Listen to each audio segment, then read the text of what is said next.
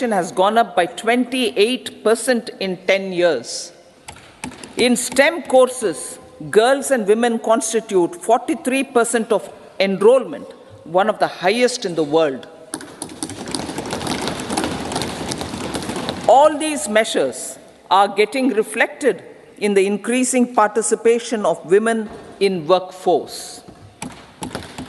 Making triple talaq illegal, reservation of 1/3 seats for women in the Lok Sabha and state assemblies, and giving over 70% houses under PM Awas Yojana in rural areas to women, and giving over 70% houses under PM Awas Yojana in rural areas to women as sole or joint owners have enhanced their dignity. Exemplary track record of governance, development, and performance. Besides delivering on high growth in terms of gross domestic product, the government is equally focused on a more comprehensive GDP, that is, governance, development, and performance. Our government has provided transparent, accountable, people-centric, and prompt, trust-based administration with citizen first and minimum government, maximum governance approach. The impact of all-round development is discernible in all sectors. There is macroeconomic stability, including in the external sector.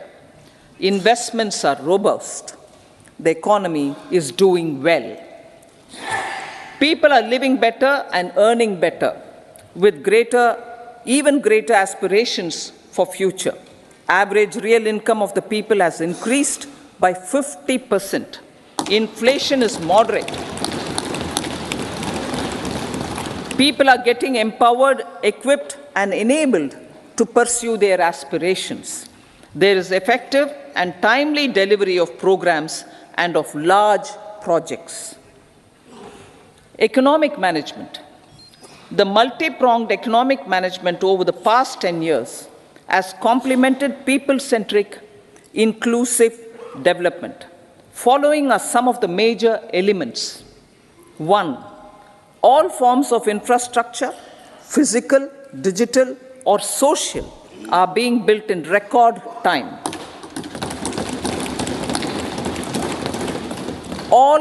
Number 2, all parts of the country are becoming active participants in economic growth. Number 3, digital public infrastructure, a new factor of production as if in the 21st century, is instrumental in formalization of the economy.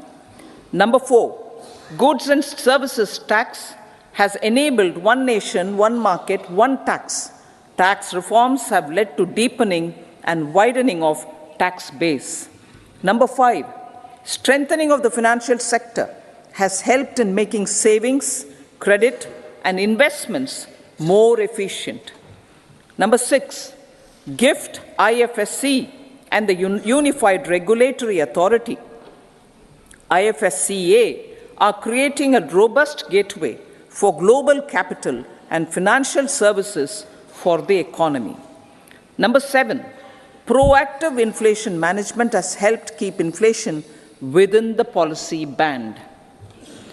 Now, the global context, Honorable Speaker, sir.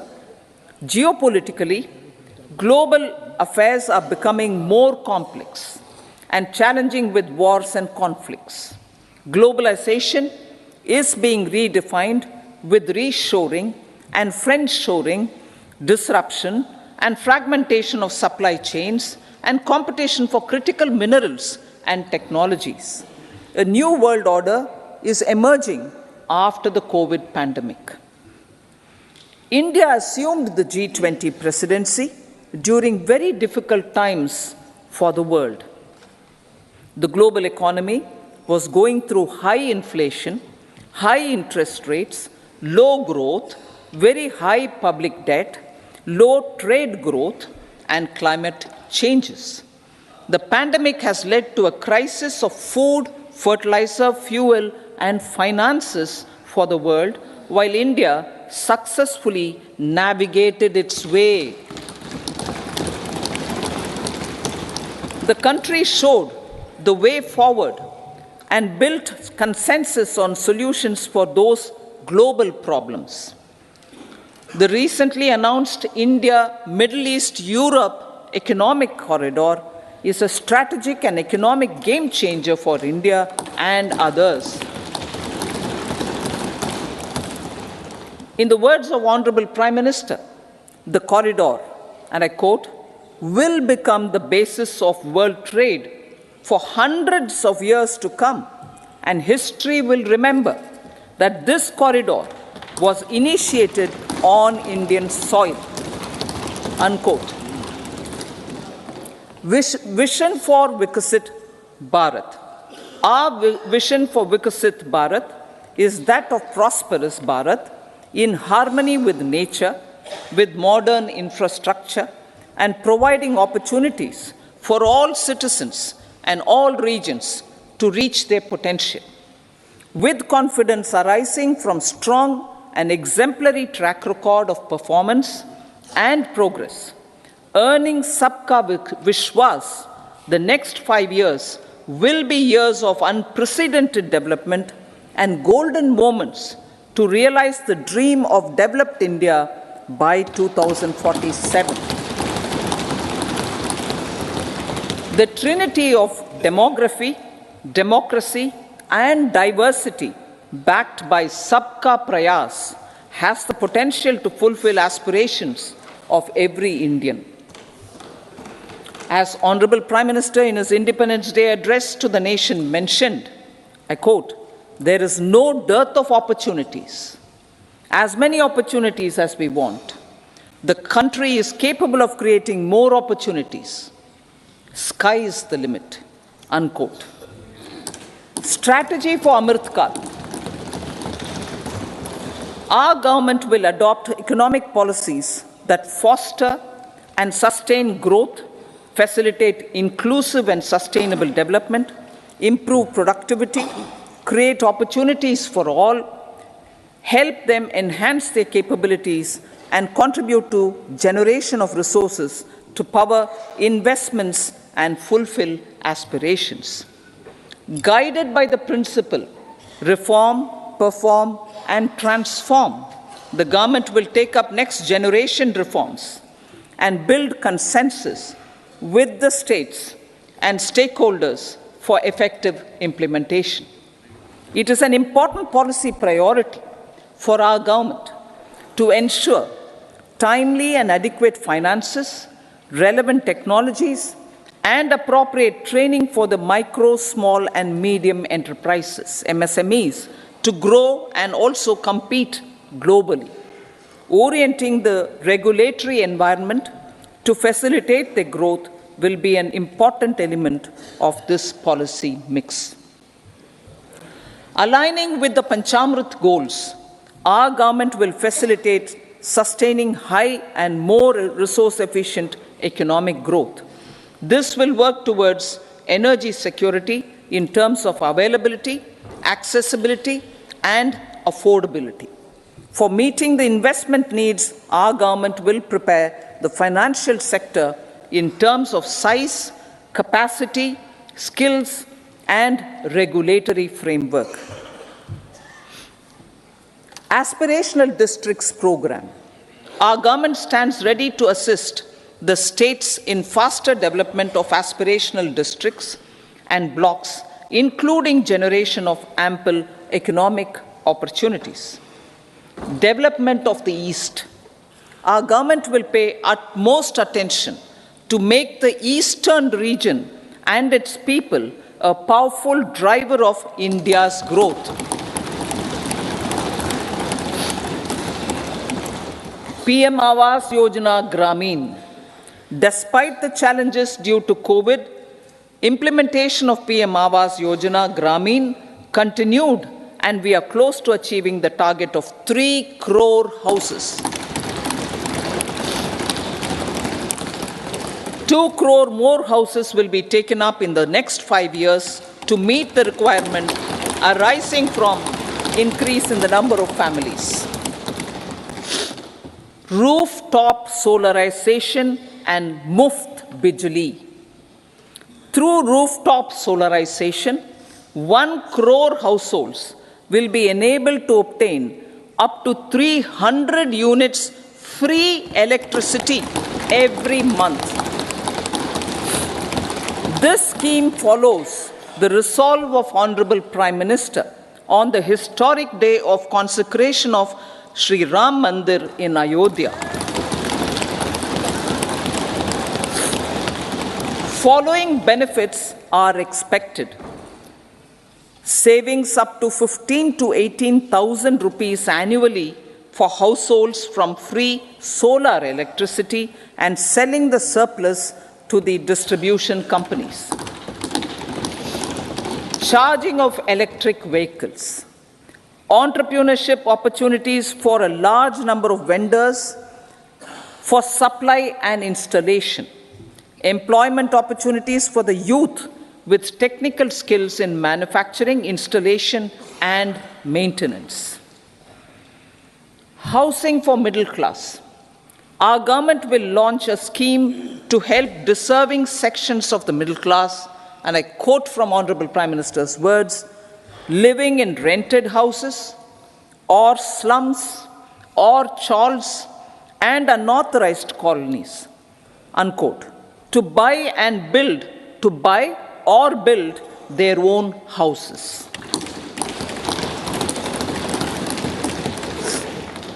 Medical colleges. Several youth are ambitious to get qualified as doctors. They aim to serve our people through improved healthcare services. Our government plans to set up more medical colleges by utilizing the existing hospital infrastructure under various departments. A committee for this purpose will be set up to examine the issues and make relevant recommendations. Cervical cancer vaccination. Our government will encourage vaccination for girls in the age group of 9 to 14 years for prevention of cervical cancer. Maternal and child health care. Various schemes for maternal and child care will be brought under one comprehensive program for synergy in implementation.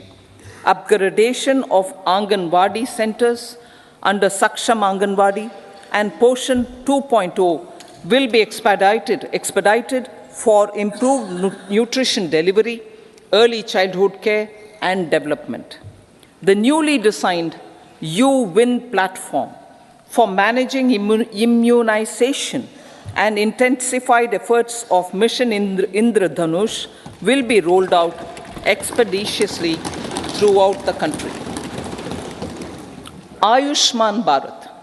Healthcare cover under Ayushman Bharat scheme will be extended to all ASHA workers, to all Anganwadi workers and helpers. Agriculture and food processing. The efforts of value addition in agriculture sector and boosting farmers' incomes will be stepped up. Pradhan Mantri Kisan Sampada Yojana has benefited 38 lakh farmers and generated 10 lakh employment. Pradhan Mantri Formalization of Micro Food Processing Enterprises Yojana has assisted 2.4 lakh SHGs and 60,000 individuals with credit linkages. Other schemes are complementing the efforts for reducing post-harvest losses and improving productivity and incomes. For ensuring faster growth of the sector, our government will further promote private and public investment in post-harvest activities, including aggregation, modern storage, efficient supply chains, primary and secondary processing and marketing and branding. Nano DAP. After the successful adoption of nano urea, Application of nano DAP on various crops will be expanded in all agroclimatic zones. Atmanirbhar Oil Seeds Abhiyan. Building on the initiative announced in 2022, a strategy will be formulated to achieve Atmanirbharta for oil seeds such as mustard, groundnut, sesame, soya bean, and sunflower. This will cover research for high-yielding varieties, widespread adoption of modern farming techniques, market linkages, procurement, value addition, and crop insurance. Dairy development. A comprehensive program for supporting dairy farmers will be formulated. Efforts are already on to control foot and mouth disease. India is the world's largest milk producer with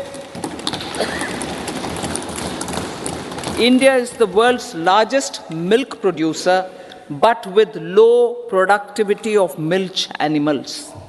The program will be built on the success of existing schemes such as Rashtriya Gokul Mission, National Livestock Mission, and infrastructure development funds for dairy processing and animal husbandry. Matsya Sampada. It was a government which set up a separate department for fisheries, realizing the importance of assisting fishermen. This has resulted in doubling of both inland and aquaculture production. Seafood exports since 2013-14 has also doubled. Implementation of Pradhan Mantri Matsya Sampada Yojana will be stepped up to 1. Enhance aquaculture productivity from existing 3 to 5 tons per hectare. 2. Double exports to 1 lakh crore rupees, and 3. Generate 55 lakh employment opportunities in the near future. 5 integrated aqua parks will also be set up. Lakpati Didi.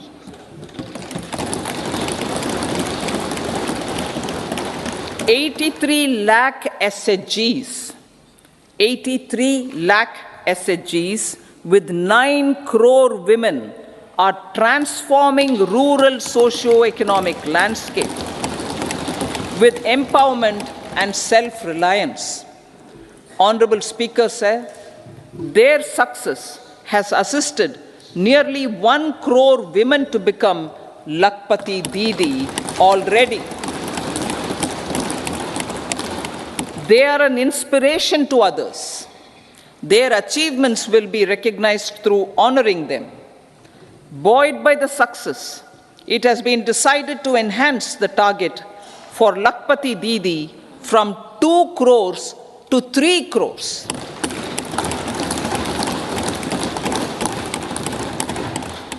Technological changes, new age technologies and data are changing the lives of people and businesses.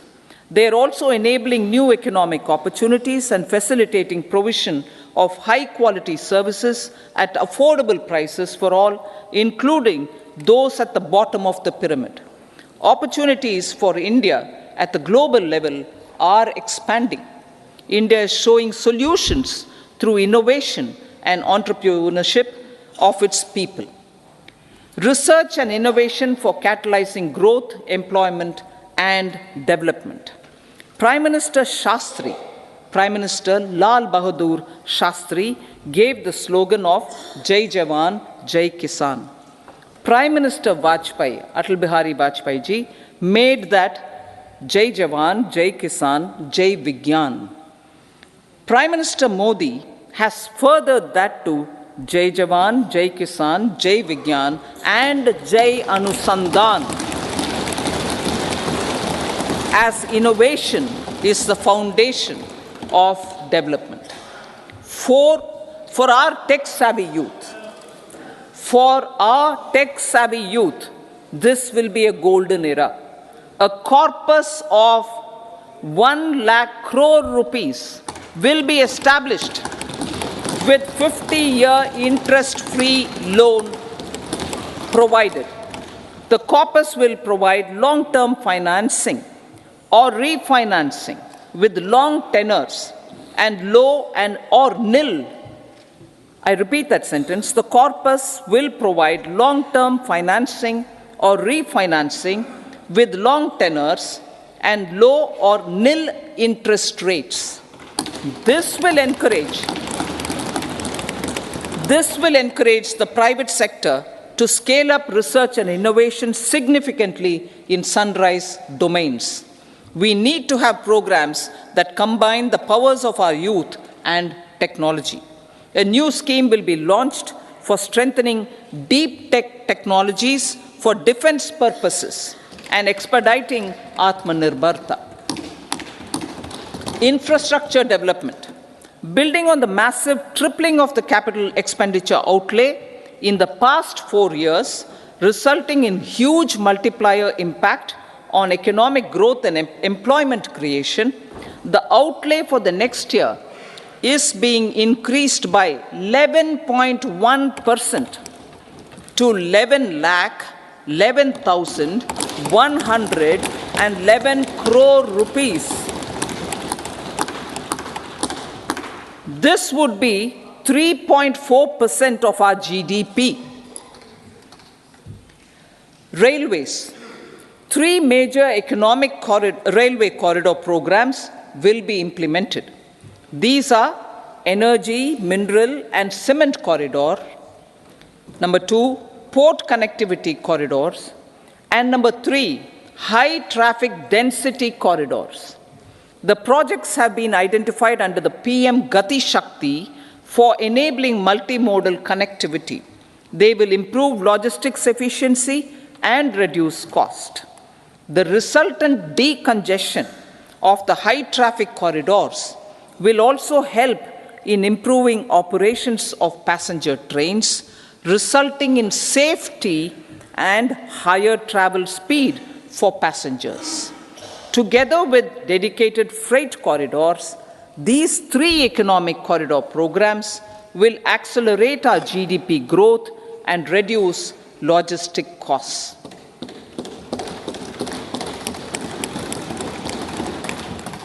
40,000 normal rail bogies will be converted to Vande Bharat standards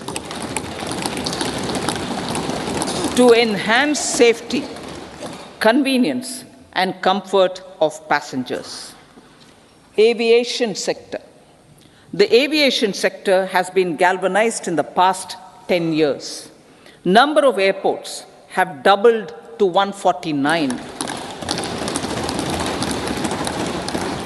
Rollout of air connectivity to Tier 2 and Tier 3 cities under Udan scheme has been widespread. 517 new routes are carrying 1.3 crore passengers. Indian carriers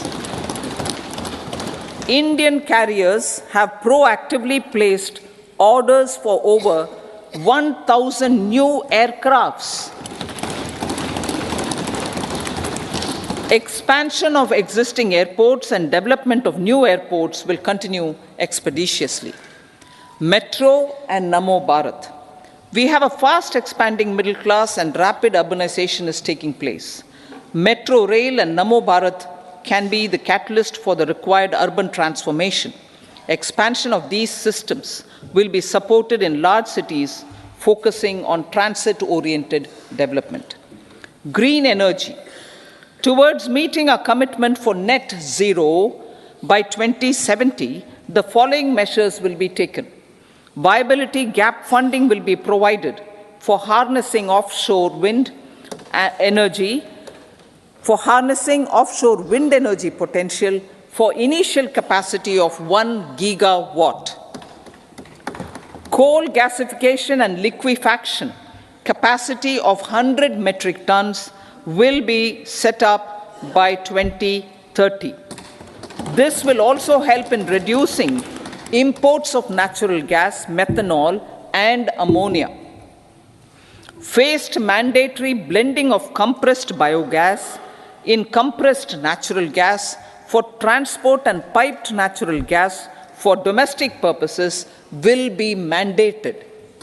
Financial assistance will be provided for procurement of biomass aggregation machinery to support collection. Electric vehicle ecosystem.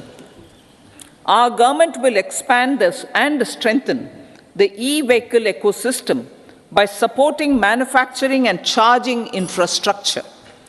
Greater adoption of e-buses for public transport networks will be encouraged through payment security mechanism. Biomanufacturing and biofoundry. For promoting green growth, a new scheme of biomanufacturing and biofoundry will be launched. This will provide environment-friendly alternatives such as biodegradable polymers, bioplastics, biopharmaceuticals, and bioagri inputs.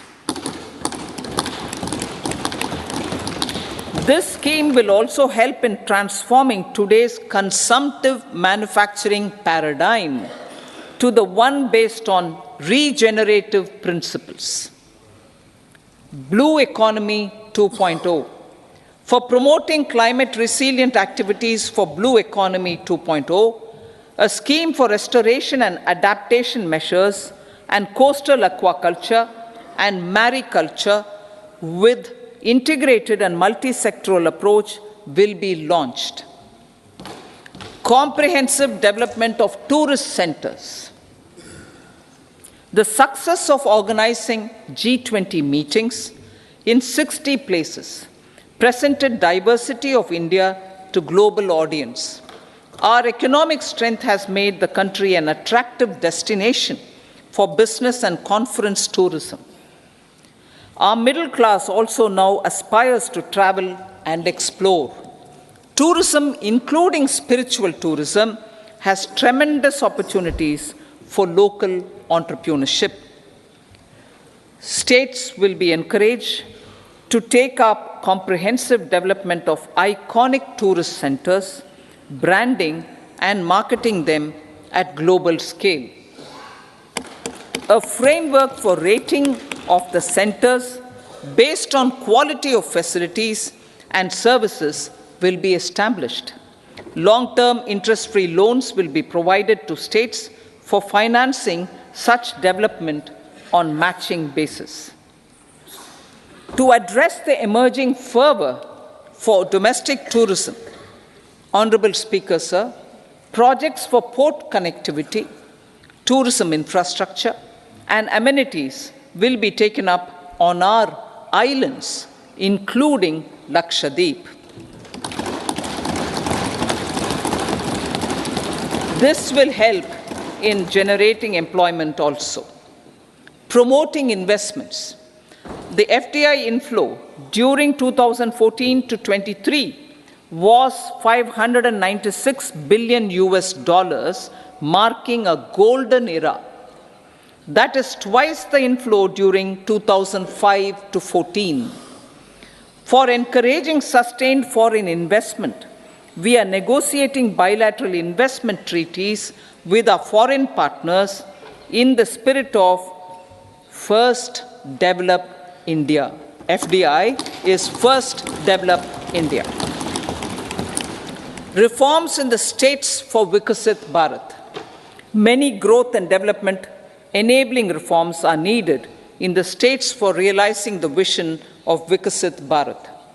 A provision of 75,000 crore rupees as 50-year interest-free loan is proposed this year to support those milestone-linked reforms by the state governments.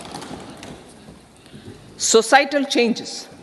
The government will form a high-powered committee for an extensive consideration of the challenges arising from fast population growth and demographic changes. The committee will be mandated to make recommendations for addressing these challenges comprehensively in relation to the goal of Viasit Bharat. Amrit Kaal as Kartavya Kaal. Our government stands committed to strengthening and expanding the economy with high growth and to create conditions for people to realize their aspirations. Honorable Prime Minister, in his Independence Day address to the nation in the 75th year of our Republic, said, and I quote, "We commit ourselves to national development with new inspirations, new consciousness, new resolutions as the country opens up immense possibilities and opportunities. It is our Kartavya Kaal." Unquote. Every challenge of the pre-2014 era was overcome through our economic management and our governance. These have placed the country on a resolute path of sustained high growth. This has been possible through right policies, true intentions, and appropriate decisions. In the full budget in July, Honorable Speaker, our government will present a detailed roadmap for our pursuit of Viasit Bharat.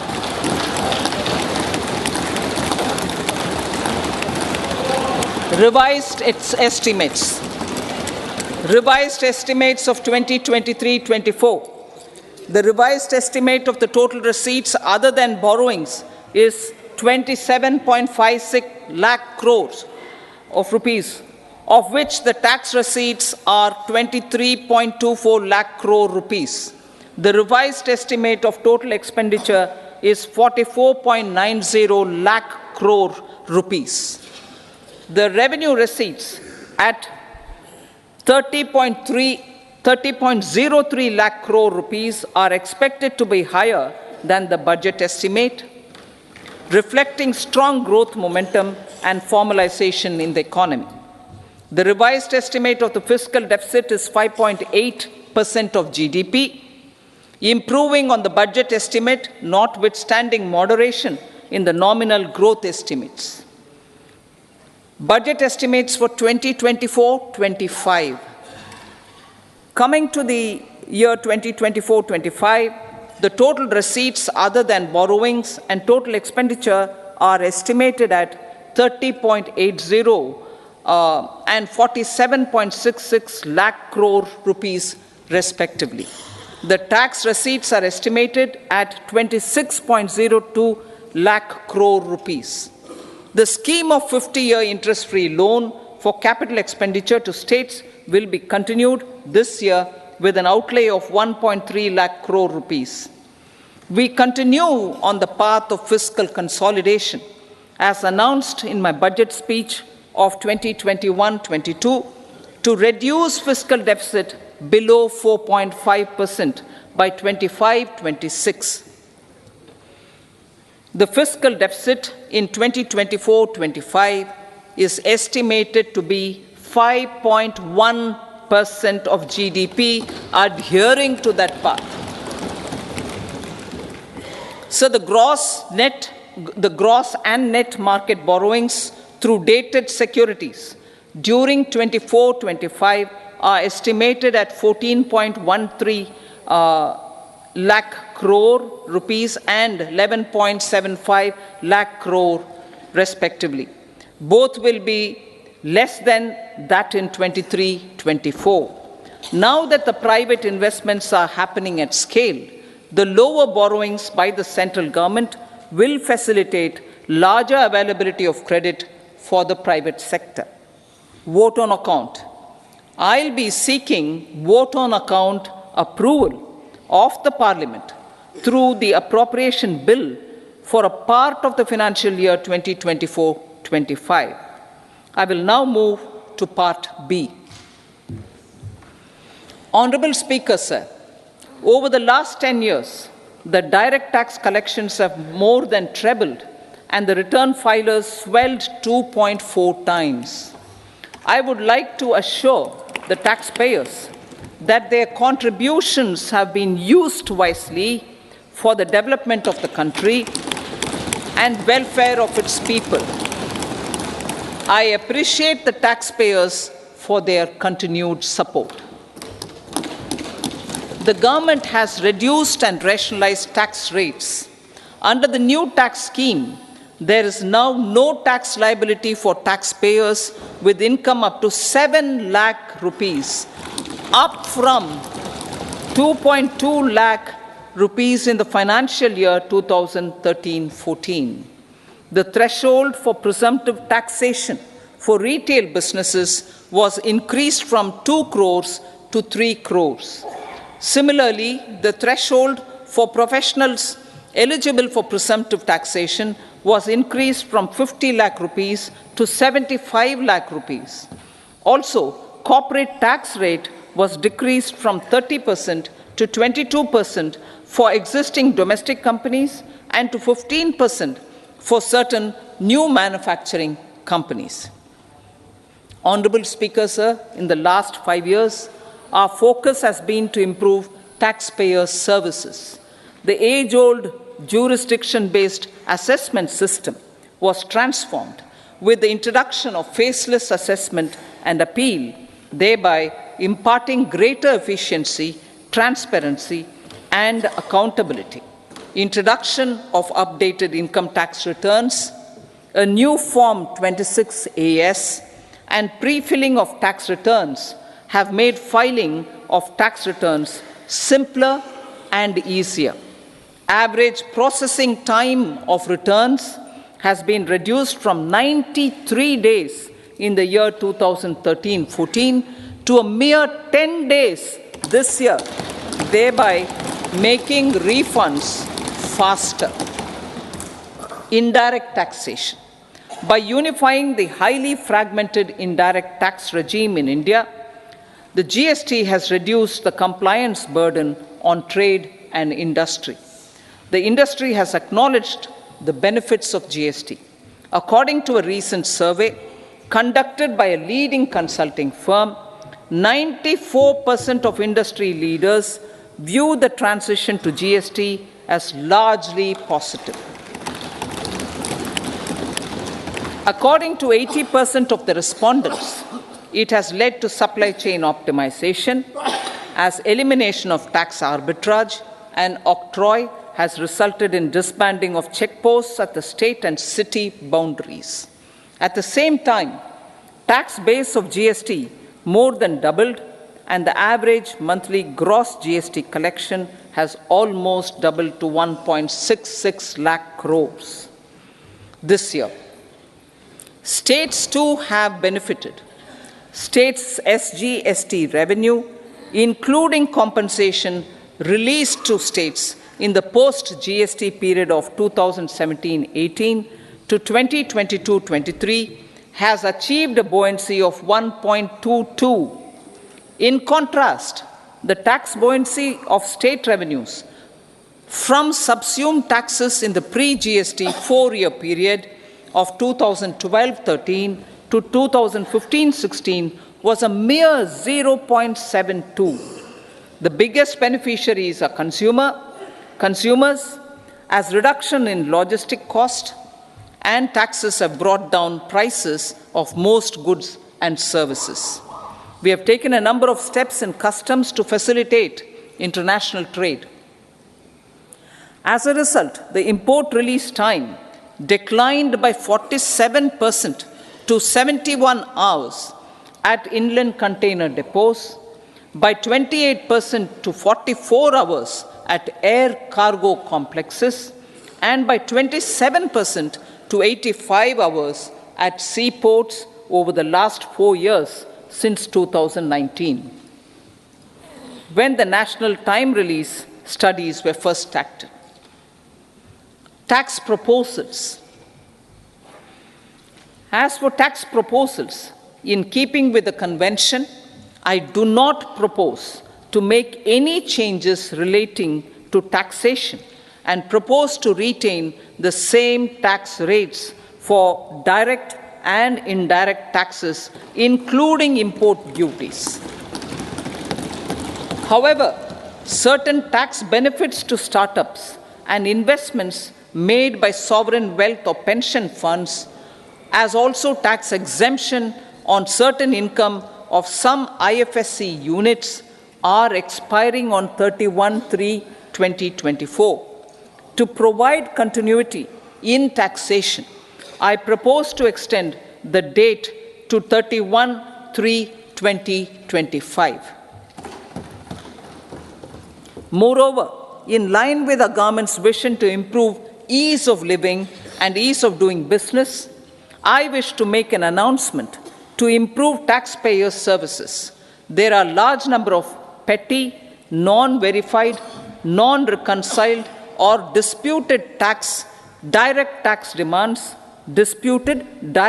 demands, many of them dating as far back as 1962, which continue to remain on the books, causing anxiety to honest taxpayers and hindering refunds of subsequent years. Honorable Speaker, sir, I propose to withdraw such outstanding direct tax demands up to 25,000 rupees pertaining to the period up to financial year 2009-10 and up to 10,000 rupees for financial years 2010-11 to 2014-15.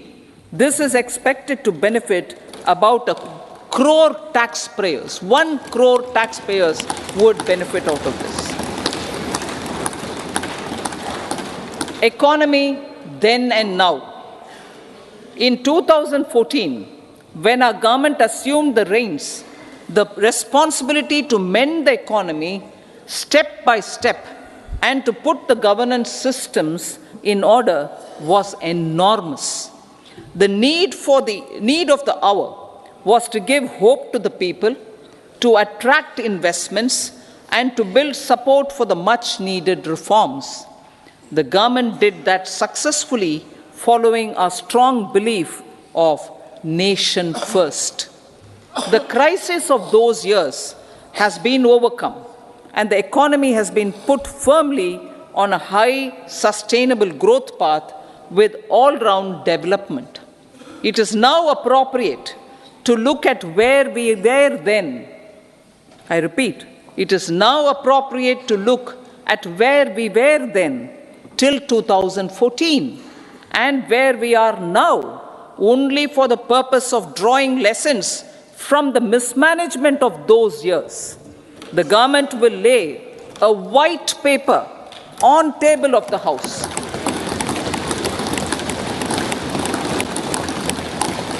The exemplary track record of governance, development and performance, effective delivery and Jan Kalyan has given the government trust, confidence and blessings of the people to realize whatever it takes, the goal of Viasit Bharat, with good intentions, true dedication and hard work in the coming years and decades. With this, Honorable Speaker, I commend the interim budget to this august House. Jai Hind.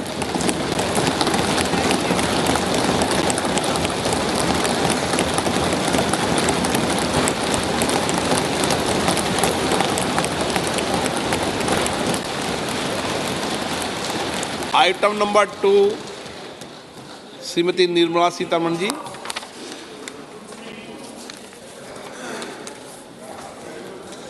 So, with your permission, I rise to lay on the table the following statements under Section 3(1) of the Fiscal Responsibility and Budget Management Act 2003, Medium-Term Fiscal Policy cum Fiscal Policy Strategy Statement and Macroeconomic Framework Statement. Item number 3, Srimati Nirmala Sitharaman ji. Sir, with your permission, I rise to move for leave to introduce the Finance Bill 2024. प्रश्न ये है कि विधेयक को पुनर्स्थापित करने की अनुमति प्रदान की जाए। जो सदस्य इसके पक्ष में हाँ कहें, जो सदस्य विरोध में ना कहें, मेरे विचार में निर्णय हाँ वालों के पक्ष हुआ, हाँ वालों के पक्ष हुआ। माननीय मंत्री जी विधेयक को पुनर्स्थापित करें। So I introduce the bill. सभा की कार्रवाई शुक्रवार दिनांक 2 फरवरी 2024 को प्राप्त 11 बजे तक के लिए स्थगित की जाती है।